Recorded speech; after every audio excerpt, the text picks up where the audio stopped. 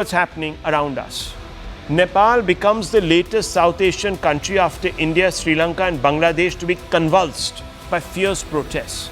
Look at the pictures as students and young demonstrators cite corruption, unkept promises and an internet ban to go on an absolute lawless rampage.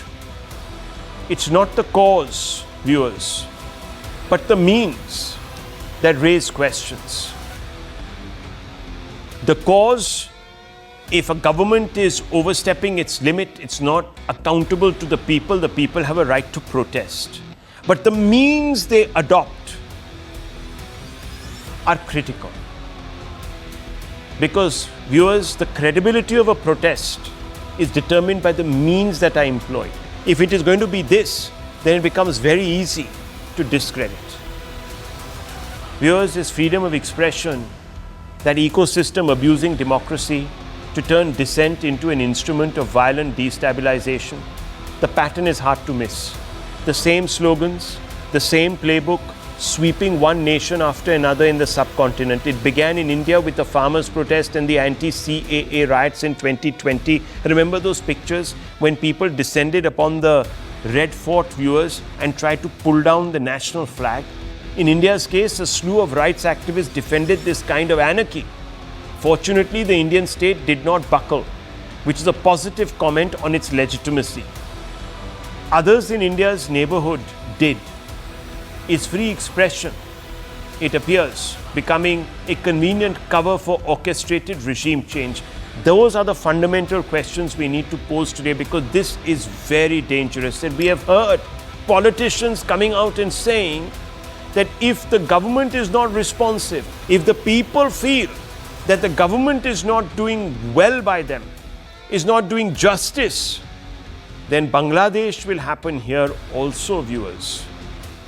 In Bangladesh, of course, viewers, as you know, a foreign agent who is today the interim head of the government, the administration there, was injected. He was supported by the deep state in the United States. I'm not saying it, in fact, they've admitted it.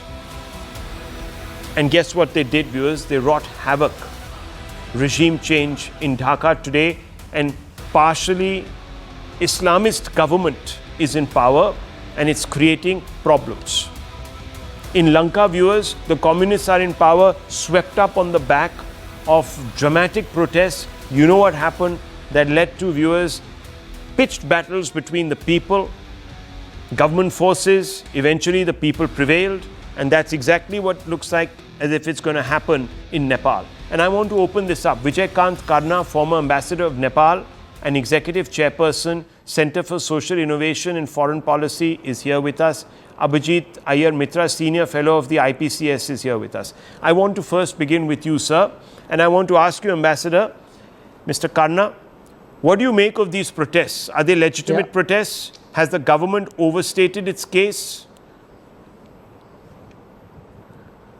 Yeah, this is a completely legitimate protest, and it is under the Nepal's constitution, which allow the people to speak for the fundamental rights of the people. And the government 1 week back banned all social media, not the internet. But this has created the havoc to the younger generation, the teenage, the school children. No, Mr. Karna, one second. All of that is acceptable. I have no problems, as I said, with people taking to the streets to protest. Please go ahead and do that. But can they turn violent? Can they take things into their own hands? Have you seen the scenes? No. Yeah, I have seen the things that the people went, actually the things are that the police has not been managed, and the local administration completely failed to control and manage the things. And the large, almost control and manage whom? Rioting public. There is look, there is no leadership. There is no leadership of this type of movement. This is not organized by any organization. Oh, right. It's among the teenage. They call it Gen Z, Bebo, and all this. They have been creating in the social media and ask their colleagues to join, leave the school today and come in the school dressed to the street. Okay. This is a big and resort to message violence. for our And resort parliament to and for the violence. government. Okay, viewers, let me tell you. No, The they same are thing not was said resolved. about They the have same been- thing was they said have about been the trying Bangladeshi to- protest, viewers. And then later on, Muhammad Yunus comes out and said that No, this was very beautifully planned. I think you'll remember that, Abhijit Iyer Mitra. What's going on here? I'm no fan of Mr. Oli. He's stridently anti-India. I've even tweeted about it. In fact, good riddance. But that doesn't mean that this becomes a playbook where violence... There is no question of No, that. one second. So one second, Violence. Mr. Khan. We should take a position against violence. We come from a subcontinent where Mahatma Gandhi told us what to do. Anyhow, Mr. Iyer Mitra. Yes.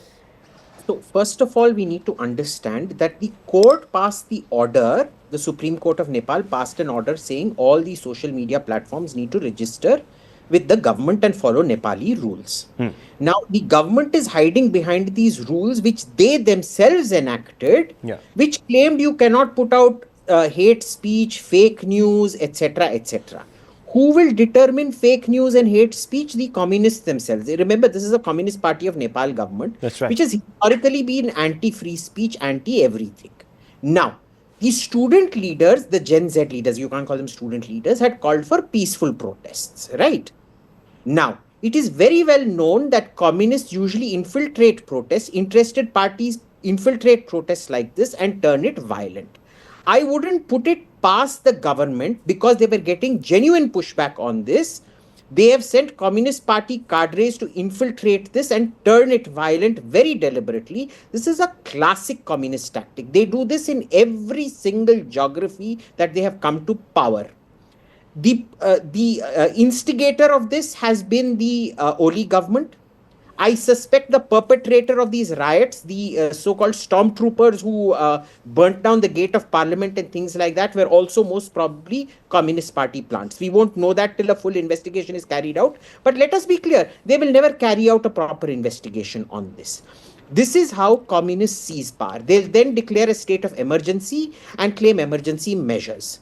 See, we need to realize that not all student protests are the same. Some are done by the opposition to claim power like Bangladesh. This is probably done by the government itself in order to crush opposition and things like that and taint the entire protest. We won't know without a proper investigation. Like I said, that is never going to happen. Well, viewers, and let's just, let me just bring you back in, Mr. Mitra. Look, the fact is that Oli has been a destabilizer. Yes. As far as equations between India and Nepal are concerned. This is a known fact, and we should never, ever, at any level, have any sympathy for this man who actually made China, agreed to and signed an MOU going to China in 2017, so that Nepal became a part of the BRI. So don't forget that he brought China into the arc, dangerously close to our borders. It also led, in fact, to a standoff diplomatically with our government. Finally, some backroom channels developed and we could at least paper over some of the cracks. So no sympathies for this. But Iyer Mitra, what worries me is that this playbook has been used in our country also in 2020. Again, you might say there were Gen Z or youth or students or what have you. 4 or 5 of them are right now in jail, seeking bail now from the Supreme Court, who said that we're going to split India up and all of that. You know the story. And this worries me because it's so insidious, isn't it? What do you do? The youth are out there. What do you do? So this is the classic case. You know, the point is, either way, these foreign elements win. Because either they end up replacing the government, or when there are legitimate protests against tyrants like KP Oli, who are hell-bent on crushing their people and turning it into a Chinese satellite, then it is used to delegitimize through things like this.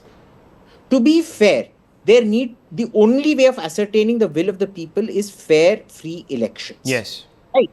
I worry that this will be used in some form or way to declare an emergency and postpone those elections. Remember, that is what Hugo Chavez and co did. That doesn't mean America wasn't trying, and deep state forces weren't trying to destabilize his government. Yeah. But look at what has happened to Venezuela since then. That's true. Right. So we need to be we need to understand not all student protests are the same.